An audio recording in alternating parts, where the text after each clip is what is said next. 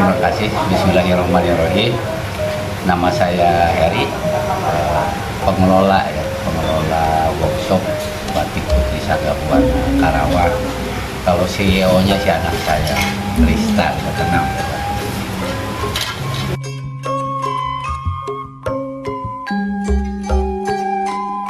Ide awalnya muncul pada saat 2016, waktu itu saya belum pensiun ya, dipanggil sama Ibu Bupati. Ibu Bupati punya satu keinginan, suatu saat di Karawang harus muncul kampung batik. Itu sehingga ide Bupati itu diresponlah oleh Dinas Koperasi, dimasukkan ke dalam satu inovasi program dinas ya. Ya harapannya bahwa dengan didirikannya workshop batik ini, masyarakat Karawang bisa saling berdiskusi, mempraktekkan, menggali bagaimana cara membuat batik tradisional ini.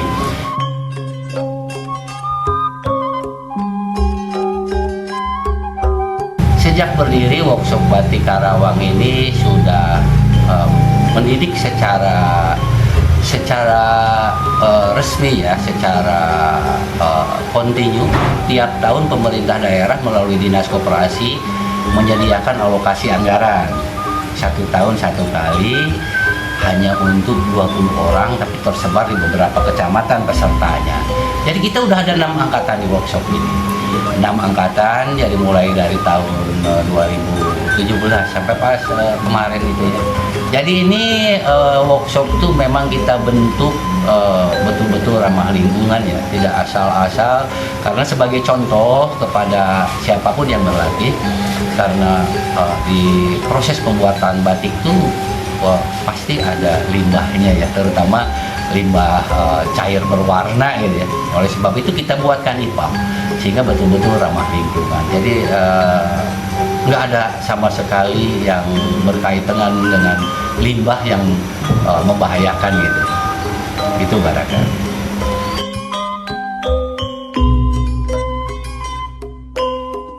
Setiap daerah mempunyai ciri khas, karena di balik satu motif batik itu ada filosofi. Jadi kalau pencinta batik udah paham betul pasti, apabila dia membeli batik, dia tuh bukan hanya membeli kain, bukan membeli kain batik, tapi membeli proses dan filosofi. Jadi dia menghargai prosesnya, menghargai filosofinya. Nah, kalau dibandingkan antara batik Karawang dengan batik yang lain, apa sih yang menjadi ciri khas batik Karawang ya? Pakem batik Karawang tuh kalau ditarik ke sejarah batik Karawang, batik Tarum atau batik Karawang, itu garis besarnya ada 5 ya. Nah, yang pertama yang berkaitan dengan Karawang sebagai lumbung padi, lumbung pangan nasional. Biasanya itu dimunculkan dalam bentuk bulir padi gitu ya, atau bentuk padi yang diikat itu padi gedeng, padi pikul gitu ya. Yang kedua yang berkaitan dengan bidang-bidang geometris itu loh. Kalau dilihat dari pakem sejarah batik Karawang dari mulai 1860-an ya, itu yang dibilang batik Tarum atau batik Karawang tadi, itu ada bidang-bidang geometris. Bidang-bidang geometris itu melambangkan atau merupakan satu ciri khas dari penduduk asli Karawang yang disebut penduduk suku Buni gitu ya, suku Buni penduduk asli Karawang gitu.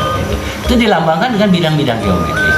Lalu yang ketiga ada bentuk tumpal itu segitiga ya, yang melambangkan bahwa manusia hidup itu mempunyai satu kepercayaan terhadap Tuhan Yang Maha Esa, merucut gitu ya, merucut ke arah atas gitu ya. Jadi di batik Karawang tuh paling sedikitnya ada 5 pakem yang memang berdasarkan warisan budaya masa lalu. Itu yang 3 ya. Yang keempat tuh bunga tarum atau bunga pidas ya. Itu sebetulnya bunga pidas tuh adanya di India ya. Tapi karena memang dulu zaman peradaban kerajaan Tarumanegara kebanyakan agamanya Hindu dan Buddha, Dan batik asli Karawang tuh sebetulnya bukan buat dipakai pakaian, tapi waktu itu dipakai alas peribadatan gitu ya, untuk sembahyang agama-agama mereka gitu. Pasti batik itu selalu dikaitkan dengan kearifan lokal daerah. Jadi nanti saya sampaikan juga, saya perjelas juga antara kaitannya dengan batik satu daerah, Karawang dengan daerah lain, pasti ada perbedaan di motif, perbedaan di filosofi. Walaupun motif mungkin ada yang tempat lain juga yang sama, karena padi itu bukan hanya di Karawang, di tempat lain juga ada gitu kan ya. Terus ketuhanan yang Maha Esa yang dilambangkan dengan bentuk tumpal segitiga, ya di mana-mana itu pasti ada. Dipakai motif nasional juga. Itu garis besarnya seperti itu.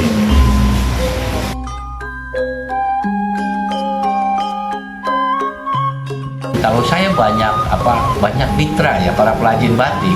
Kalau datang ke workshop yang pesen batik, kan kita bisa sungkan ke orang yang pernah kita didik untuk mengerjakan itu ya. Nah, jadi alhamdulillah Karawang ini udah sampai kemana-mana kalau batiknya. Ya di samping yang mandiri seperti itu ya. Yang mandiri itu artinya ada desainer yang mau fashion show di Turki, fashion show di Inggris, dia fashion show di Thailand gitu. Awal bulan kemarin Ibu Wakil Bupati di Medan melalui Dekranasdanya, karena beliau ketua Dekranasda kan ya. Ya batik Karawang juga muncul di sana, batiknya yang dari sini. Jadi banyak hal itu, bahkan Ikatan Mahasiswa Indonesia yang ada di Jepang itu mewajibkan 1 hari dalam 1 minggu dia menggunakan batik. Padahal lucunya mahasiswa Indonesia yang di Jepang itu bukan hanya orang Karawang saja. Orang Karawang hanya ada 1-2 ya, atau orang Bandung, orang mana, tapi pakai batiknya alhamdulillah, pakai batik kita di sini gitu. Dan ada satu kebanggaan. Bahkan yang terakhir kemarin SMA Mentari Ilmu, ada 6 orang siswanya yang mau dikirim ke Jepang. Orang Jepangnya minta supaya memahami batik dulu, pelatihan dulu di sini. Itu dari Mentari Ilmu itu baru diberangkatkan ke sana. Jadi bangga kita bahwa banyak orang-orang luar gitu ya, para warga negara di luar yang mengagumi batik Indonesia. Nah, oleh sebab itu ini kewajiban kita semua mengestafetkan sesuai dengan fitrahnya heritage batik Karawang, heritage batik Indonesia khususnya Karawang. Heritage itu kan suatu warisan budaya yang hukumnya wajib diestafetkan dari satu generasi ke generasi yang akan datang, gitu kan. Terus setiap generasi harus berguru. Jadi banyak sekarang yang salah kaprah, asal kain bermotif batik disebutnya batik.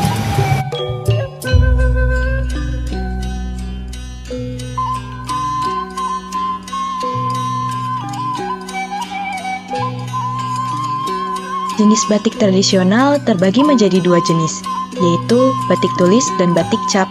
Yang sedang ditampilkan ini adalah batik tulis yang menggunakan canting dan malam. Malam atau sering disebut lilin adalah salah satu bahan baku penting untuk membuat batik. Fungsi dari bahan ini dalam proses pembuatan batik adalah untuk menutupi bagian tertentu agar tidak terkena perwarna. Canting adalah alat pokok dalam membatik yang menentukan apakah hasil pekerjaan itu disebut batik atau bukan batik. Canting dipergunakan untuk menulis motif-motif batik yang diinginkan. Awal proses pembuatan batik tulis yaitu membuat pola atau bisa juga menjiplak dari pola yang sudah dibuat sebelumnya. Setelahnya, pola ditulis menggunakan canting dan malam dengan teknik dari bawah ke atas, dari kiri ke kanan. Proses ini disebut dengan mencanting. Dikarenakan butuh ketelatenan dan perasaan saat menulis dengan canting, biasanya pekerja canting adalah perempuan. Selanjutnya yaitu batik cap. Seperti namanya, batik ini dibuat dengan proses dicap menggunakan alat cap yang terbuat dari kuningan atau kertas.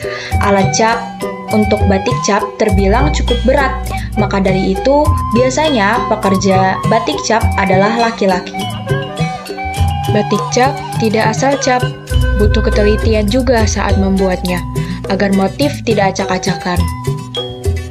Proses pembuatannya yaitu dengan mencelupkan alat cap ke dalam wadah yang berisi malam. Setelahnya, alat cap agak dipercikan sedikit lalu ditempelkan ke kain dengan cara sedikit ditekan. Proses selanjutnya adalah proses pewarnaan batik. Proses pewarnaan batik melalui 2 kali pewarnaan. Dalam proses ini, kain batik yang sudah melalui proses canting atau cetak akan dicelupkan ke dalam cairan khusus agar saat pewarnaan nanti kain batik akan nyala atau terlihat warnanya. Kemudian, kain batik dimasukkan ke dalam cairan yang sudah terdapat pewarna. Proses pewarnaan batik disebut ngelir.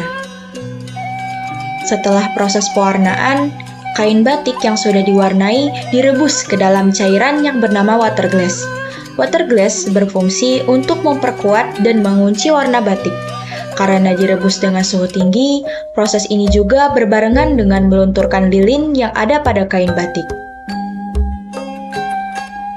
Setelahnya, kain batik dibilas dengan air biasa dan dijemur di bawah sinar matahari.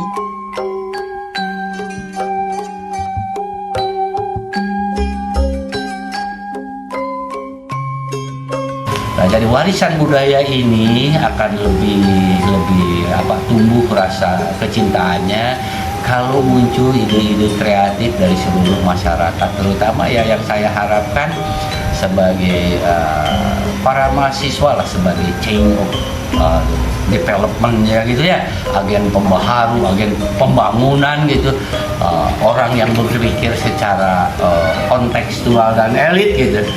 Coba dirintis, diberikan contoh masyarakat umum tuh melalui bagaimana kita improvisasi dari tadinya batik itu digunakan secara dalam acara-acara formal menjadi satu pakaian yang bisa kita pakai, merupakan pakaian harian, dimodifikasi gitu kan ya, di mix saja model-modelnya sehingga lama-kelamaan orang melihat batik itu bukan satu hal yang khusus untuk dipakai acara tertentu saja gitu kan gitu. Jadi kalau sekarang kan anggapannya kalau pakai batik kondangan kemana gitu kan, padahal kan belum tentu gitu ya gitu. Jadi harapan saya sebagai pengelola workshop, semakin banyak yang tertarik untuk mendalami warisan budaya batik ini, saya semakin senang, saya semakin bangga, saya semakin tenang tindak lanjuti, pertahankan itu bahwa batik ini merupakan warisan budaya nasional kita,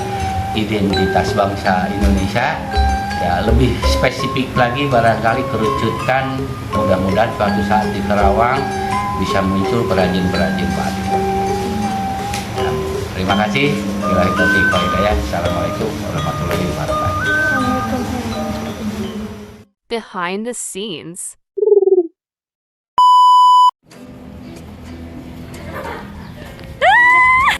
Kalau dijadiin samping. Oh, sama. Iya.